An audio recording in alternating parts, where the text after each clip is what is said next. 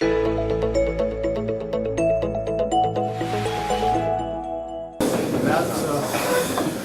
to waste any time.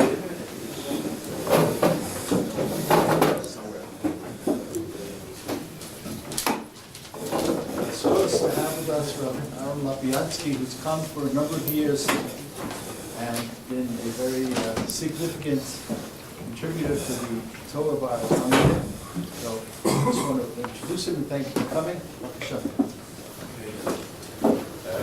It's very nice to come back here.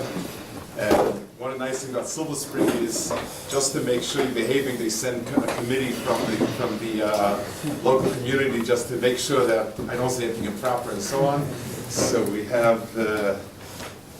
Friedman with us to check up on me. That's nice. I wanted to say something that I found very special about the yeshiva here. I've noticed from a lot of the boys in Silver Spring who've come here that a lot of them look forward to coming back here for like intercession or summer or whenever they have time to come back for 2 or 3 weeks to be mechazik themselves.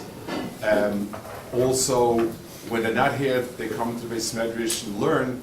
The difference between a school and a yeshiva is a school, when you graduate, you're done. Maybe they tap into you for donations, but there's no point in coming back. Maybe your 50th reunion or something. A yeshiva, if you click into what the yeshiva is supposed to give you, it's home. It's something that you come back to. It's something, Rosh Hashanah and Kippur, people traditionally came back to yeshivas. Today, Yachikalas have become very popular. It means that a yeshiva is something for life. Even when you get married and you have your own family and children and grandchildren, your parents' home is still home to you. You still come there as a member of home. So I think it's something to think about, that if you get from the yeshiva what you're supposed to get, that type of attitude that you want to come back, that you're busy, but whenever you have a chance, you come back and you touch base with yeshiva again and again. The Rabbeim are Rabbeim, and you touch base with again and again. I think that's a very important dimension of yeshiva that can't be stressed enough. Okay, so I guess the schedule we've set up was I would say something, and then there were questions people wanted addressed, so sort of split the time a bit. You have here the very first Parasha in Truma is about the Ahron. And one of the great and the deepest mysteries is the concept of the Kruvim. Besides the fact that it's kind of a bit at loggerheads with what we normally know about not making tsuros, there's a special heter, the pasuk says so, but there's talk about how come this is different. I'm not going to talk about it, but I'd like to speak about a certain nekuda about the Kruvim. It says like this: you put the kaporos on the Ahron. In the Ahron you put the edus. Whenever I touch base with you, whenever HaKadosh Baruch Hu speaks with Klal Yisrael, it's there. I'll speak to you from on top of the kaporos. Now, whatever it is, as a metaphor, saying where HaKadosh Baruch Hu speaks, but we get it. The Ahron has the Torah in it, the Luchos in it.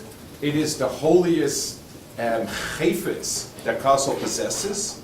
And when there is Hashoras HaShechina and Dibur HaShechina, it's from on top of that. So the concept of on top of it, we understand it means this is where the Shechina resides above the holiest chayfetz place in Klal Yisrael. But there's one more word. Mi bein shnei kruvim, from between the two kruvim. So why are the two kruvim the sort of bookends, so to speak, for the Shechina? On the kaperes, I understand. That's sort of a sense of being above the highest point. But between the two kruvim is something that is not at all apparent. What is it? It's worse than that. It's more than that. Rashi brings that it's a stira. It says that HaKadosh Baruch Hu would speak to Moshe, Vaydaber Hashem Elov me'Ohel Moed Leimor. That HaKadosh Baruch Hu would speak to him in the Ohel Moed, not in the Kodesh HaKadoshim. Zeh Mishnah Mechutz HaParoches. So you have two ksuvim Krish Zeh. So it says that Bo Moshe al Ohel Moed, and he would hear the kol speaking from the Kaporos. Moshe Nechas LeMishkan, and the voice would come from the two kruvim and come out into Ohel Moed. So this really makes it very hard to understand even the metaphor, because it's one thing you have places that are marked as being unique to connect to Kadosh Baruch Hu. Eretz Yisrael, Yerushalayim, Rabbi, Beis HaMikdash, Ohel Moed, Kodesh Kadoshim. So a person is in a certain place, Tumas Mesim are also here, Tumas Yosim Guf is also here, Mitzaram is also here. Fine, I get a picture of places that are more Kadosh, where I can connect more to HaKadosh Baruch Hu. There's some Rishonim, Rabbi Sadigon, and the Rambam is ambivalent about it, but he accepts it as being a possibility, speak about something called Kavod Nivra, which means like a fire that marks the spot. So it's a real entity, but all it is a marker. Okay, so if we're telling me, so if let's say we would say that Moshe Rabbeinu had to come, stand by the Kruvim, and that's where he would get the Dibur of Hashem. So we understand that's where you have to go to. Just like when I want to get Kedusha, I go to Beis HaMikdash. When I want to be Mischap, I go to Mizbeach. When I want to speak, when Moshe wants to speak Hashem, he goes there. But he wasn't standing there. He was standing outside, in the Ohel. There's a Paroches. So what does it mean the voice came down between the Kruvim and then went outside? A Lamai Nafkamina. What exactly does it make a difference? If they have recording equipment, maybe where to put the recording equipment. But what difference does it make? It's something that really, on a pshat level, an understanding of what is it that we're talking about on a level in words that we can have some keshet understanding. So the Goyen speaks about it in Kedusha HaKodesh. He stells zu a medrash. He brings a medrash. He says a few things. He doesn't quite connect it. So what I'm saying is on my responsibility. But I think the Goyen is the one that points the direction. He brings down a medrash in Parashas Kedoshim. It's a Vayikra, Perek Chav Hei. It's Ois Hei. It says, Mishas Batuches Chachma. It's a pasuk in Eov. Who gave wisdom? Who gave wisdom to Tvias? Either a parakeet or some other bird. Or minosan, or peacock possibly. Minosan lasech vivina hadat hanigalta. Nosan lasech vivina is going on a rooster, a hen, and so on. What's the chachma that they have? And this is, where the bracha Nosan Zechvina comes from. According to the Shitas, that Zechvi means a tarnagol. It's this. Omer Rab Levi. Varvayat tzvachim l'sanagol to Zechvi. In the Arab lands, they would call it tarnagol a Zechvi. And now the Medrash brings an example of the wisdom of a tarnagol. Hadot tarnagolta kad efrochayed dakikin. When its chicks are young and fragile, she gathers them in. It keeps it under its wings, and it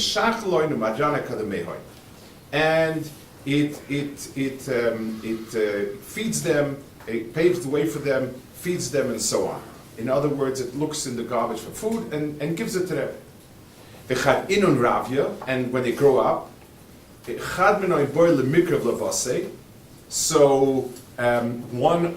when a chick grows up and doesn't want to move on and it comes for its food, it pecks it on its head, and it tells it, go look for yourself, fend for yourself.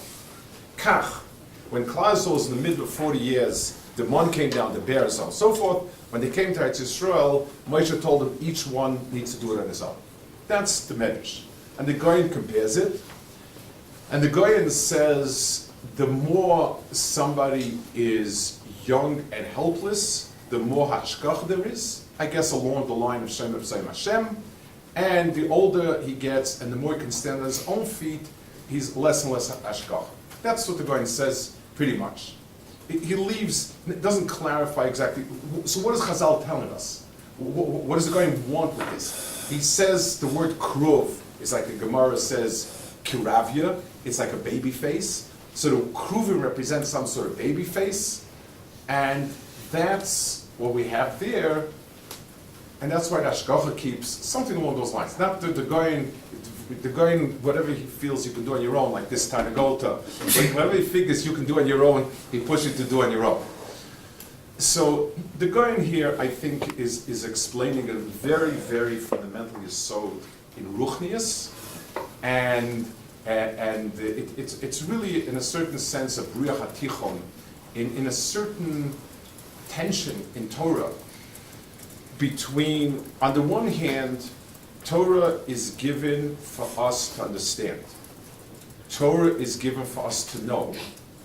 And therefore, a person is supposed to learn it, argue it, decide, be machriya, and come up with psak halacha.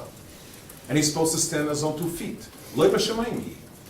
So Torah, by standing on a person's das and seichel, until when a person becomes a bar hira, so a person is supposed to decide with his own seichel, his own das.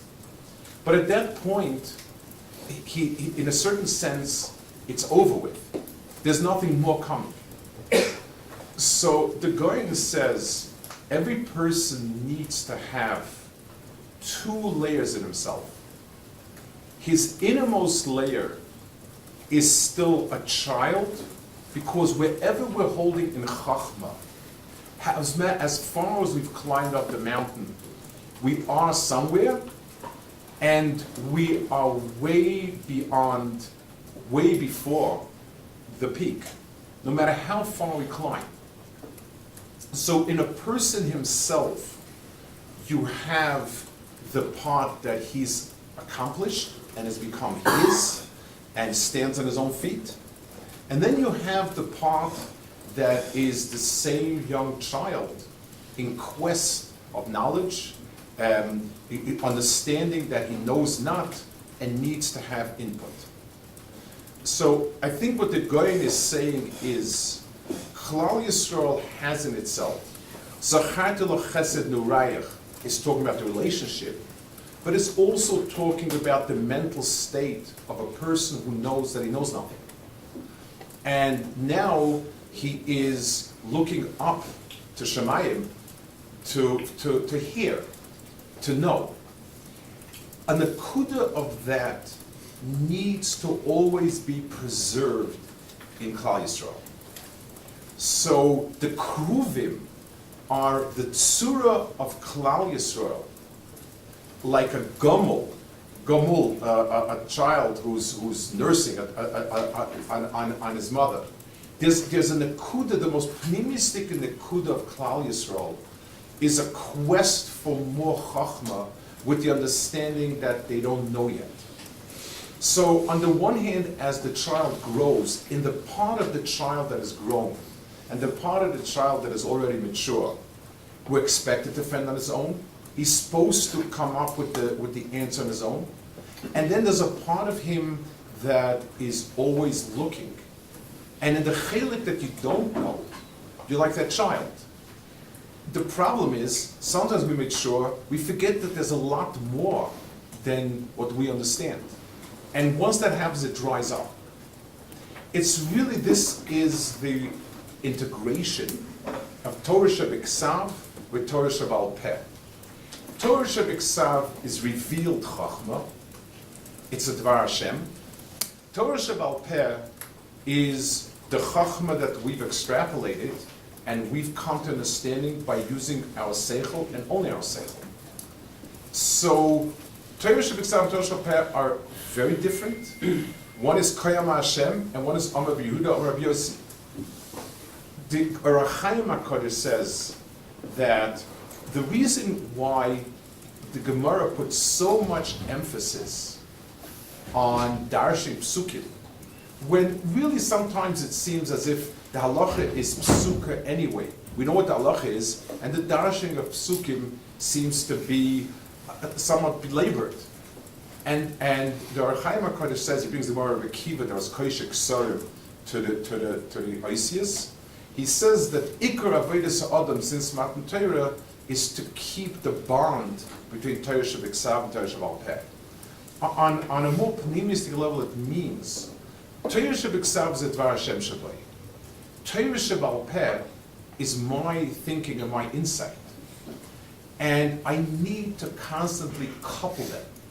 I need to constantly understand that my Torah Shabbat Peh is coming from there. And I need to be open to knowing more, understanding more. The danger, if a person stays only with the Torah Shabbat, only what the words I'm told to do, then I never grow and become an adult and become my own person. But if a person forgets the Naira Shabbai, then a lot of times he segues from what does the Torah mean to what would I like to say. Because at the end of the day, it's about me. If I say something bright, sharp, deep, interesting, engaging, provocative, then I get a lot of splash for it. But that's not where it's coming from. When I segue, when I move and derail it from Dvar Hashem to my Dava, it's not Torah Shabbat Peh anymore. It's not Torah. It's Megal Poem Torah Shabbat Halacha.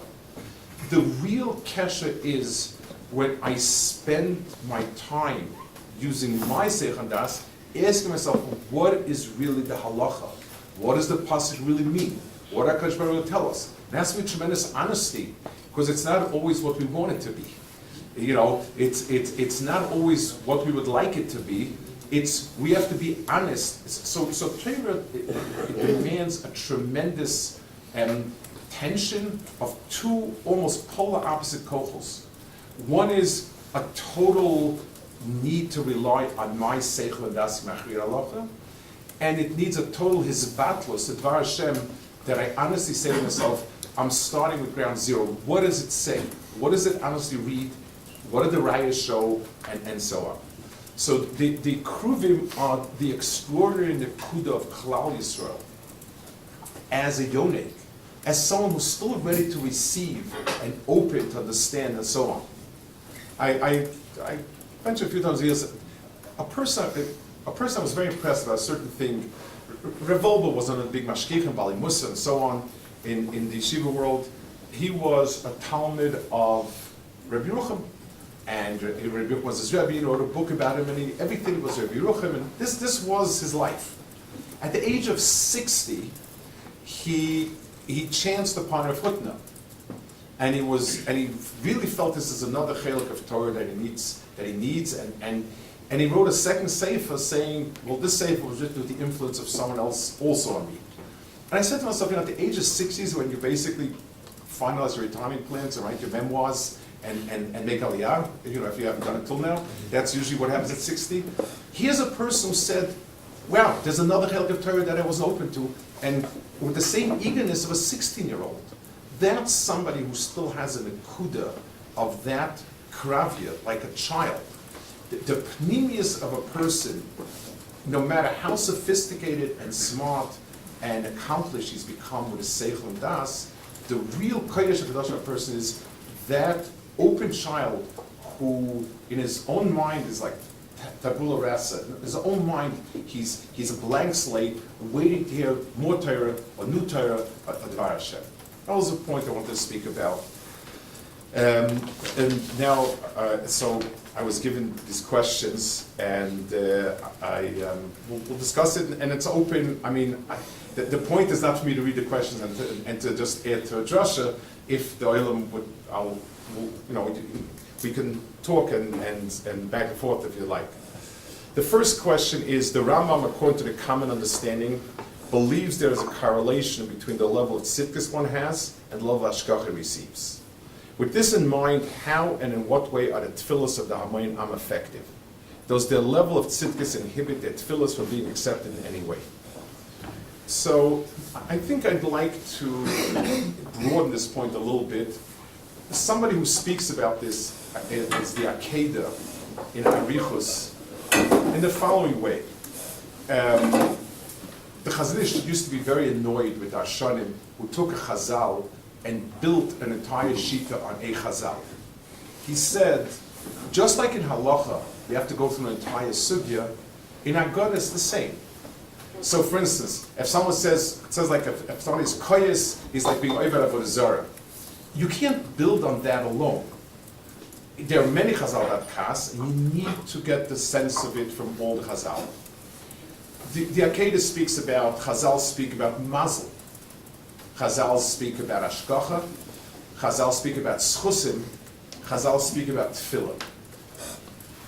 Now let's take a parallel. Somebody gets sick. There was a bacteria that attacked him. There was a lowered level of antibodies. There is a genetic condition that predisposes him. There's an environment that's very unhygienic. All of these are factors. When a person is studying biology in broad strokes, you can never take one factor. Okay, you're sick. You must have not been hygienic. That's not the way to go with it. You learn all the factors that go into disease, and then you work your way backwards and say, well, in this case, this person was exposed to a normal level of bacteria, but there's something about his immune system that's been compromised, that's not good. Or this person has some genetic disposition because of this reason, and so on. So in Ruchnius, it's very much the same. It's a balance. A person who is a tremendous tzaddik, and like the Rambam says, two conditions. He has to be an extraordinary tzaddik and be dovek nakadosh baruch hu at the time it's happening. If a person at that level, he needs not do anything more. But everyone else, tefillah is an element that HaKadosh Baruch Hu chose to help us in its time of tzara. Mazel goes into a play of which things will affect a person. So all of these things are really components. You can't just take one thing and say, if X, then Y. That's the rule we consider is Chazal. It is one of many items that go into it. I'll say over my Rabbi Yochai Shulevitz used to have, he would have sometimes very picturesque ways of portraying something. He explained why the Torah why we don't have a continuous learning from Nisim about what we're supposed to do. And he said, he would say it in a very funny way. Reb Chaim was very ponderous, and when I knew him already, there was a lot of years at Kavod. He was older, and he would say things very ponderous, but they were very funny. He'd say, we have a story to describe this. It is the story of, I don't know how to translate right, the deceptive mother-in-law, or something along those lines. She said that there was the Baruch Tam and his wife had two running arguments. One was the doctor had ordered for him, because of his heart condition, to drink a glass of hot milk every morning, and he refused to eat or drink anything before davening, no matter what. So Chaim said, who was right? She was right, of course. And this was Pikuach Nefesh, or certainly a big tsar, and he should have rejected him. The second argument they had was, he very much wanted Reb Chaim Samza, the Divrei Chaim, as a son-in-law. He eventually did become a son-in-law by him. Divrei Chaim was a Goyen Hador, a Tzaddik Hador. He limped on a foot. So the Baruch Tam wanted it, and his wife did not.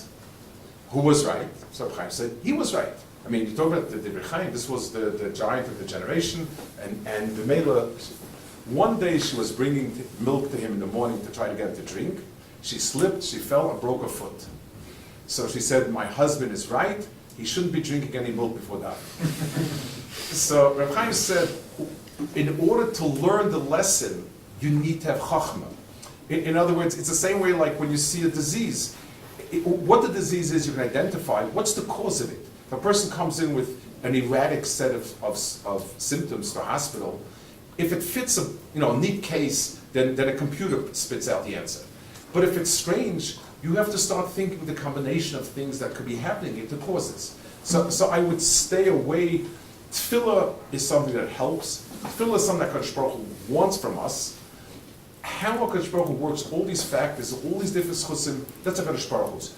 We learn these things so that we know where we need to put more emphasis. We do more mitzvahs to get more chusim, we do tefillah, this iris, whatever it is. But tachlis, there's not any one factor that you can just straight, write out A causes B and nothing else and only A. Okay, that's what I think. Any questions? Any follow-up? Anybody? Okay. Most, if not all, yeshivas dedicate an incredibly portion of the day to learn Gemara Be'iyum. How does this make us into better Ovdei Hashem? Or in other words, is the point of Limud Gemara being to make us Ovdei Hashem? And if so, how does it do that? So, I would point out a few things. The Maral says that, first of all the mitzvahs, learning is the most ruchnistic activity. It requires, and that's why it's so hard. You sit down to learn, you fret, your fingers don't know where to go, your mind is busy with pictures. It's very hard because a genuine sichliistic enterprise is far from Gashmis as we can get. So the activity of learning itself stresses the most ruchnistic part of a person that we put a finger on. And Neshama is something so beyond, so to speak.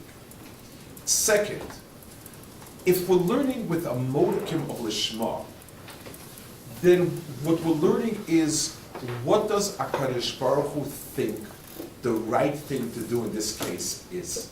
If you see the Rambam, who is always considered to be very cerebral and rationalist, every so often Pirush HaMashai is Omar HaKadosh Baruch Hu, Tziva HaKadosh Baruch Hu, Omar Borei. He's constantly sort of alluding, it all starts with HaKadosh Baruch Hu's Ratzin. Me and him are having an argument on a few $1,000s. The question is, HaKadosh Baruch Hu gave us a guideline to what's mine and what's his. I need to figure it out, because if it's wrong, I'm stealing. So even though we're not conscious of that while we're learning, but in the big picture, that's what we're trying to do. We're trying to understand what's right and what's wrong. That's the second point. I want to add a third point. The Rambam, when he speaks of Avas Hashem, says two criteria for what's called Avas Hashem. One is the learning and the enjoyment of the learning, tainug of the learning. That's in Sefer HaMitzvahs how he describes it. Then he adds on that is the derech of the Ohev to want to spread the Ava. Now let's think a little bit and understand how that is. Being close to somebody could mean physically close. I'm sitting right next to him, and I enjoy his company, means I'd like to hang out with him. That is not shayach with HaKadosh Baruch Hu. Obviously, there's no physical contact, closeness. It's a meaningless statement. Some people, some shitas are to remember the nice things HaKadosh Baruch Hu did for us. It's a harder shita, because at the end of the day, there could be a fireman that saved you with tremendous bravery, and you owe him a debt of gratitude, you do anything for him, you still don't consider yourself close to him. You don't consider him his best friend. You might say he did the most for you, but you don't consider it real closeness. Real closeness is kirvas hadas. The Gemara uses that expression a little bit in Ksubis. The Gemara has a shayla, what did they say? Ksubis totally in Bia, kirvas hadas, chuppah is enough. But kirvas hadas means when I feel that our understandings, our evaluations, our take on things are the same. When people are dating and they get married, inevitably, like there's a turning point where you say, we understand each other in a way that I never ever was understood. I never ever understood someone like that. No one ever understood me like that. There's always that type of moment. Because real kirva is where my take on things and that person's take on things click, they resonate. They're on the same wavelength. That's the only type of kirva we can have with HaKadosh Baruch Hu. So Torah is HaKadosh Baruch Hu's take on right and wrong, on good and bad.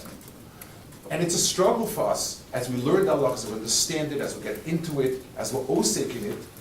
We resonate with HaKadosh Baruch Hu's moral evaluations of Toiv and Ra. And that's real care of HaKadosh Baruch Hu. So I mentioned 3 points here. One is a personal exercise that it's the most ruchnistic activity we can do. It has no physical objects to it. It's all thinking, and that's why it's so difficult. And but getting over that hump, working your way towards that, makes you more ruchnius. We spoke about the sense of wanting to do Ratzon Hashem when a person is osek in halacha and trying to determine what is wanted from me. And then we spoke about another nekuda, about the resonance of my understanding of right and wrong, and Kaviyach and the understanding that he's put in this world and said, this is my take on the world.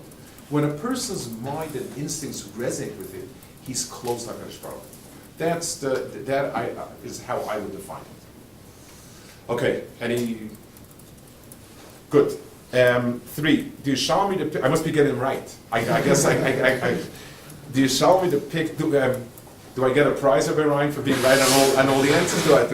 Is anything? 3, do you show me the pick? Certain Amarom is difficult to have a kavanas while davening. The statement of Chazal is quite discouraging. Is there anything we can do personally to enhance our kavanah in davening, or our davening more generally? It's interesting that this is an issue that spans across every type of yeshiva. It's something that, almost every place I've been to, it's something that people struggle with. I find it interesting. Reb Chaim Stein, that tells us yeshiva, used to say in his yeshiva, in Europe, life was so rough and so difficult that it took anything to set you off sobbing.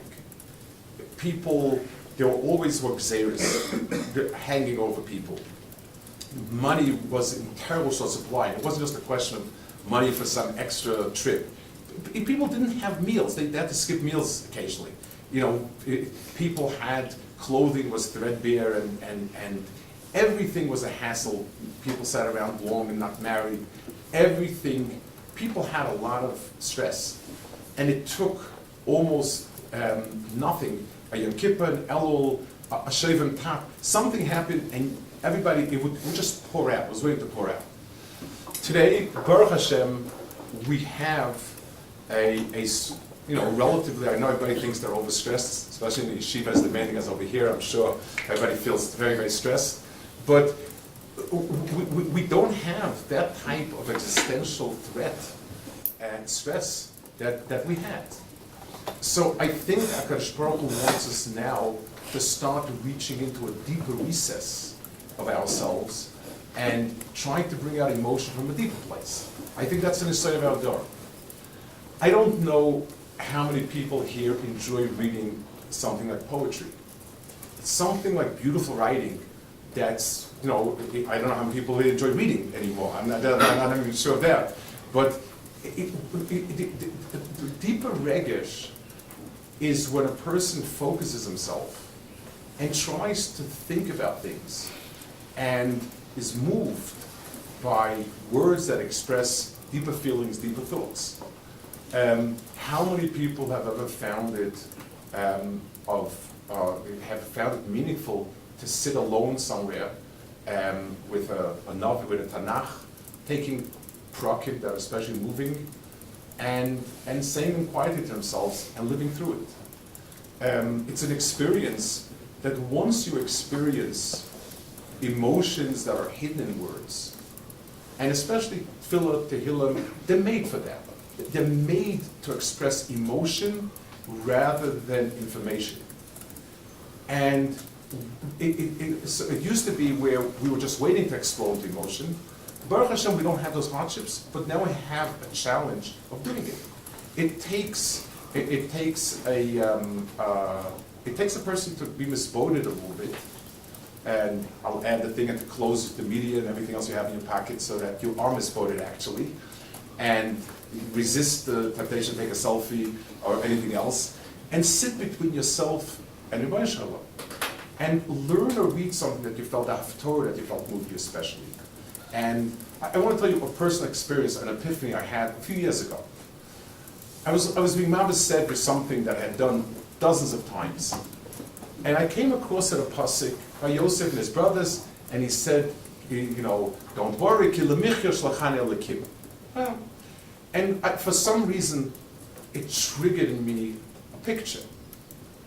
And I sit back and I say to myself, let me put myself in Elsa's shoes. My brothers take me when I'm 17 years old, and they sell me to become a slave, to pick cotton for the rest of my life in Louisiana. I will work like a dog till the day I die. I will never get married. I'll never have children. I'll never make a nickel, never accomplish anything. I will be a workhorse for the rest of my life. Hard to imagine a greater jail sentence than that. And 22 years I've been there, and nobody even bothered to look up at, to look out for me, to send somebody to say, hey, whatever happened to him? Okay, we got over our anger, it's behind us, where is he?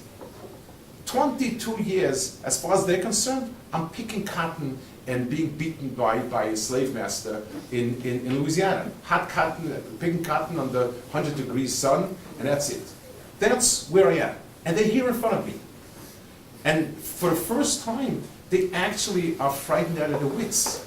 And they realize what they've done. And I tell them it was hashgacha. And the Torah doesn't quote people who give lip service. The Torah quotes people that are saying what they mean and mean what they say. And he says, believe me, that was hashgacha, so that the whole family gets saved. I remember I was just so stunned, I couldn't move.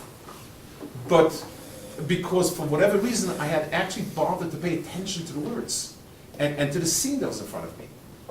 And we need to consciously go and focus on these things. There's in Yom Kippur davening, there's a, after the avoda, avoda is very poignant and very moving. After the avoda, there's about 10, 20 little slichas of sorts. This was when the Beis Midrash was there, we used to do these korbanos. Now we have terrible, terrible things. HaKadosh Baruch Hu should help us in to be good. And then we get on to Asarug Malchus. And most of the time you think that the pipe, we put it in there so that we have a break between the avoda and the Asarug Malchus to catch our breath. Somebody 2 years ago, Hillel Paley, everybody knows who that is, I'm sure, he came out with a nignifrit on the Sein Achris Lamecha, and it just blew me away. I mean, those words came alive. They walked off the machzor, and they shook me. It's simple. I'm sure you've heard it, and it's become very popular. And I said to myself, look at this. I was treading on a gold mine all these years, and I never sat down and brought it out.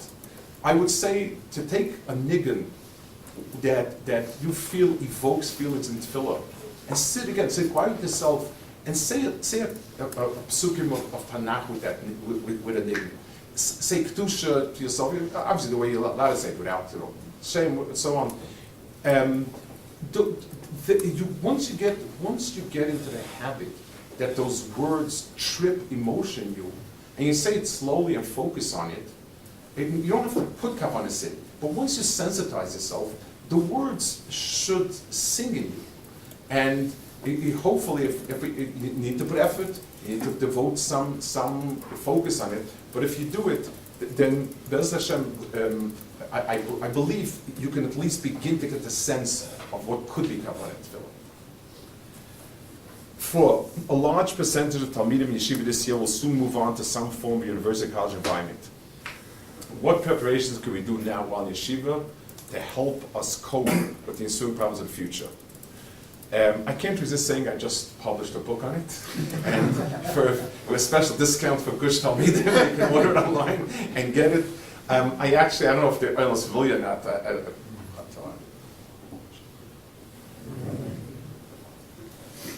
I'll be honest, some of it I think will be relevant. The book was written, it's called Orchos Chaim, a Torah for Life. In the well, I don't know what to call it, black hat yeshiva world, white yeshiva world, this actually is in many ways a sharp challenge. People sit many years of learning kollel with perhaps the expectation they would remain in that environment in some sort of job capacity forever. Life moves on, and for whatever reason, they're going out. And it's happening in ever larger numbers because the numbers are growing, and that's the reality of it. And for somebody who is expected to be one world and finds himself in the other world, that crisis is a real crisis.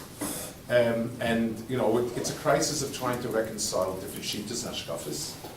It's a crisis in an environment that you've come to regard as normal, as opposed to an environment that you feel is bad or subpar, and that's now your environment. And it has a lot of pieces to it that are difficult. It's got its own difficulties.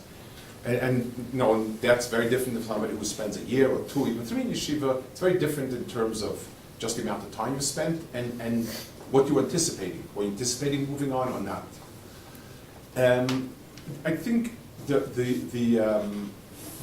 most important thing, there's a mashal from the Breslava. It goes like this: there was a king who had a dream that he would become crazy, that the wheat would be poisoned that year and become crazy. I read a historical footnote on it, that there used to be fungus infection on the rye, and it would cause hallucinations. So that year, everybody was in a happy hour all year long. It was like, you know, a full year of happy hour. And the Kitzur, he calls in his Yoatzim, and he asks them, what shall I do? So the first thing is said, we'll have a special supply of wheat for you, and we are going to keep you sane.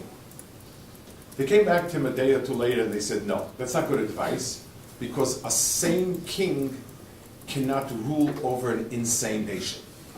That might explain the president we picked, but I'll put it in. But he said well, you can't have a second. So you're also going to have to eat the wheat and also suffer, become insane. But you'll have a ring around your finger that will say, remember, thou art insane. That's the story. I'd like to bring it relevant to here. The challenge of a community where people spend only a year or two in yeshiva, move on, and so on, is that this year or two and this environment becomes like a surreal environment. It's sort of, that's not real life. And therefore, it was nice to spend a year or two, but I will adjust to the cultural norms and values and everything else out there. I think it's important to remember that emes and tov and a world that looks like the world that should be is here. A human being should have spent all his life being osik and chachmas elokim, and malachim should have brought, you know, wine and you know, vitzola ovos.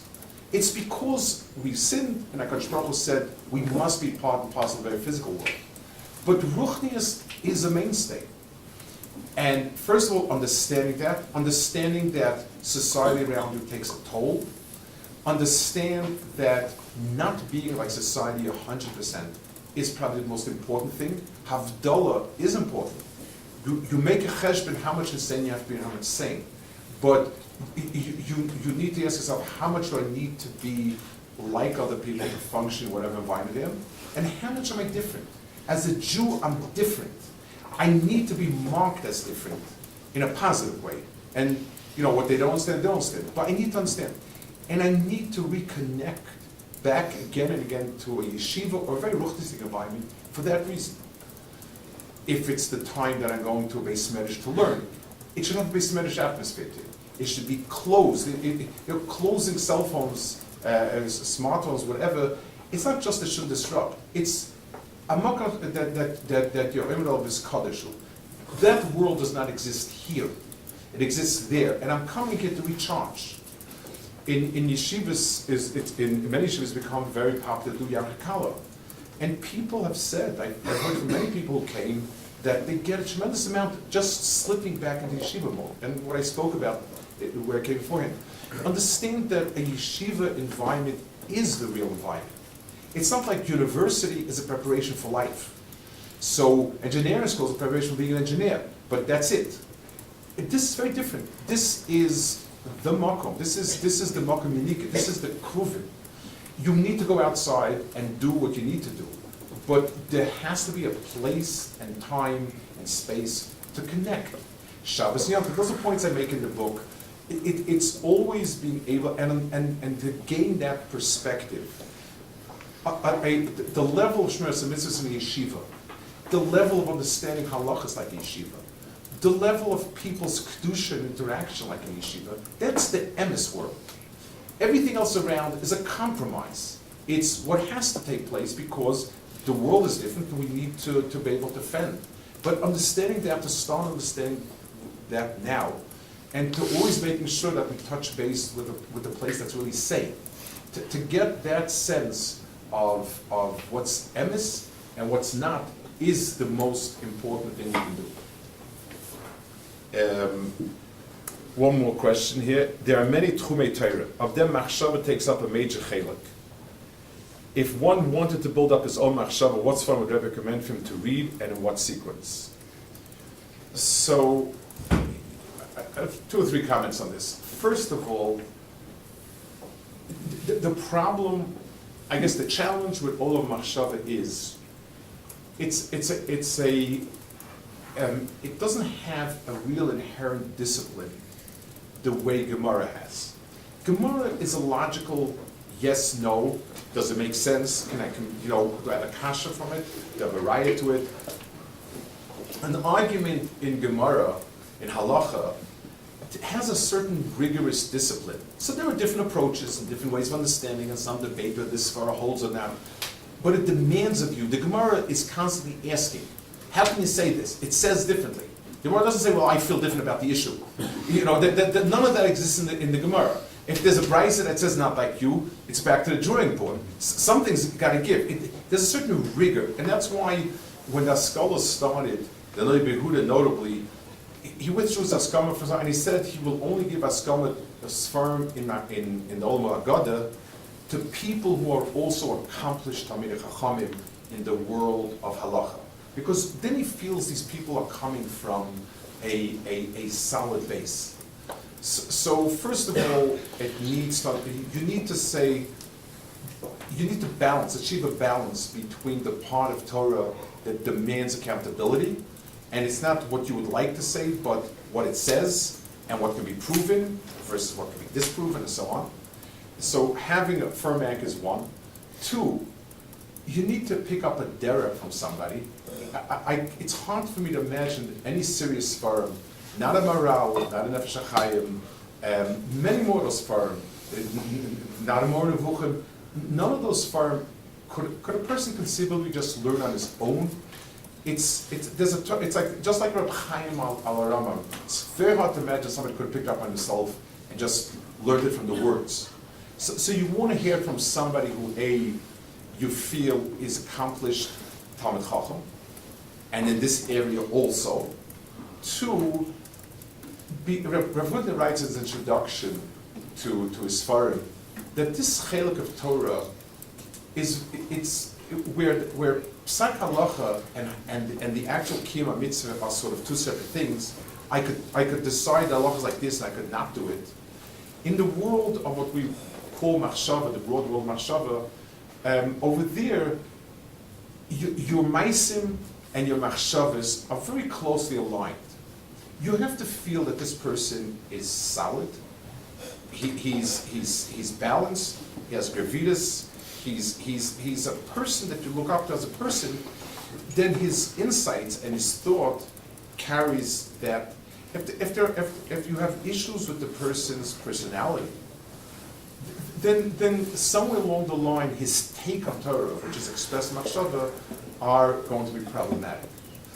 I don't know whoever wrote the question, what level he's holding on. There are some Sfarim that I think are Shel Chol Nefesh. I found Or Gedal Yod to be an amazingly good sefer. He takes Hasidic thoughts and translates it into words that are easy to understand. The way Rav Dessler had done a generation before, those are type of Sfarim that they give you a segue into a different world. My Rabbi, the 2 people whom I heard was Rav Hutner. There are no tapes from Hutner in any language but Yiddish, and so I don't think it would be helpful for anybody. But Moshe Shapiro, I believe some of his His Thursday shurim, I believe, are available. They're in Ivrit. They are classic in the ability to explain a deeper concept in words that are solid and seichel-dik. He was a master at being able to take deeper ideas and break them into meaningful, logical pieces, bits and pieces. Those are things I could recommend. Other than that, it's a very tough answer because it depends where this person holds from, and finding somebody that you can relate to in terms of the person, the way he expresses it, the way he teaches it, and the person as a Gavra are crucial for any real deeper understanding of Torah. Okay, thank you very much. It's been very nice being here. It's always a pleasure. It's a tzibur that's interested and engaged and serious. Baruch Hashem, I see it from the boys of Silver Spring that go and come back.